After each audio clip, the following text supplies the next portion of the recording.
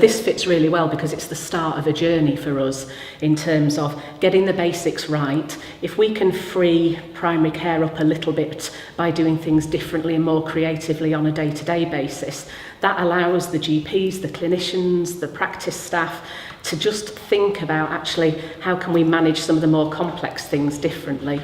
So this is absolutely the start of a journey, and it's fundamental that we have tools that allow some standardisation but can be really flexible, because every practice is different.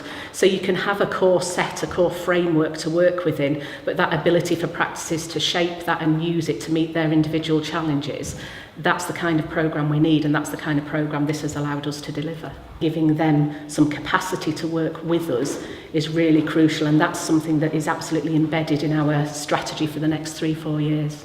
Nationally, we're looking to GPs to coordinate care for patients much more in the community. So it's absolutely essential for us to make sure that our practices are kind of fit and capable and have the capacity to do that. There is no more money, so the only way that you can create that ability and capability, I suppose, is by trying to look for efficiencies within the general practice. For us as a CCG, that whole innovation and improvement agenda is absolutely fundamental. The challenge is how you respond to that, and how we work with our partners to look at doing things differently for us is really fundamental.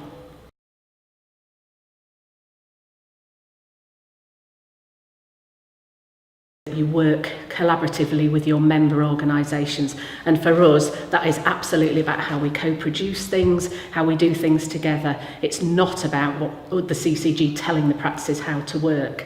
So this whole improvement philosophy for us is how we design things together, how we create the headspace together to look at doing things differently. In terms of the engagement, I think it's really important that you get buy-in from the practices, and that was our key concern, I think, at the outset, because we weren't entirely sure what was going to be covered in the programme. That was a bit of a learning experience for us, and we weren't quite sure at that stage quite what the practices would get out of it. So I think it was really important at the start to give practices that opportunity to get involved up front, so that they had a really clear idea about what the content of the programme was.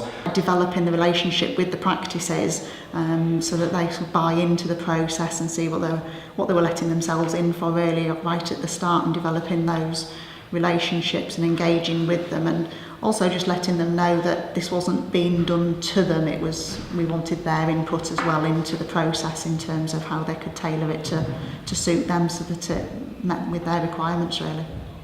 We were surprised how many practices wanted to be part of the programme on the basis of our early work, and I think the learning for us has been around that engagement and making sure that practices were going into this with the right intention and with the right commitment was really important, because whilst this is delivering some really powerful work and some really powerful levers for change, actually it isn't easy. It does require a commitment, and we've already talked about the fact that practices are really busy. The benefit of that is you can then move quite quickly into a structured programme with a time limit that means they can see some outcomes from that in a really timely way. And so I think there's something around setting the scene takes time. Once you've done that, you can actually move forward quite quickly, and that's really powerful, because then success breeds success, and it lets you then look at, so what's the next challenge, what's the next big thing we'd like to look at. So as I said, it's part of a journey, but this gives you that fundamental foundation to then build on doing partnership working on a much bigger scale. We've got examples of practices who've released significant amount of GP time by just intensively looking at a very small cohort of patients. So things they've been wanting to do for years, they're now able to find time to start to look at and do differently. And I think that's encouraged those practices who were maybe a little more sceptical to think, actually, if you can make those changes in a 6, 7, 8 week programme, that's really powerful. That's something that's really well worth investing in. Good sort of like work that came out of the programme has been the sort of like multidisciplinary teams that have got together for some of the module work, in that you've got different disciplines. You've got your GPs, you've maybe got reception, admin staff, and nurses. So there's been a real diversity of staffing on the actual different modules. So that has helped. Every single CCG could benefit from this. What's crucial though, I think, is the partnership element. This isn't something you just ask somebody to come in and deliver for you. How the CCG works in partnership with WDID is really crucial, just as how the CCG works in partnership with its GP practices is crucial. And it's that whole relationship, that partnership bit. So I think any CCG who's investing in partnership working, this is absolutely a programme to consider.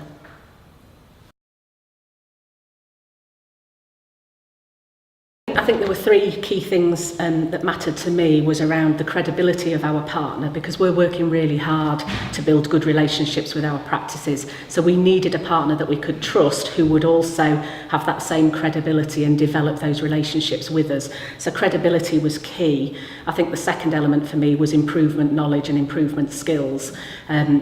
That's the bedrock that all of this is built on. So that really sound grasp of not just the NHS but also the improvement methodology was fundamental. We didn't want a programme that every practice had to follow to the letter in the same way. You know, we're a really innovative CCG. Doing things differently means we do things flexibly as well across our practices to reflect the geography and the challenges we've got.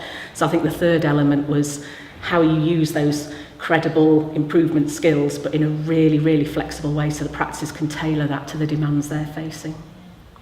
They do the theory side of things and introduce people to the concept of the tools or the methodologies that they're introducing in that session. It was an opportunity for the practices to challenge the facilitators and for the facilitators in turn to challenge the practice back in terms of how can you make this work in your practice? What does it mean to you in your practice, and how can you, as a practice, apply those methodologies to the work that you do? The feedback from practices is that all was run very well and very smoothly, I think, yeah. There was, some really good techniques in terms of sort of like taking away the jargon, I suppose, and making it just really simple to understand on a daily basis. I could feel like I could just ring them up and ask them for any advice or help with any other pieces of work as well. So it's given me an opportunity as well to go out to the practices and see what challenges they're facing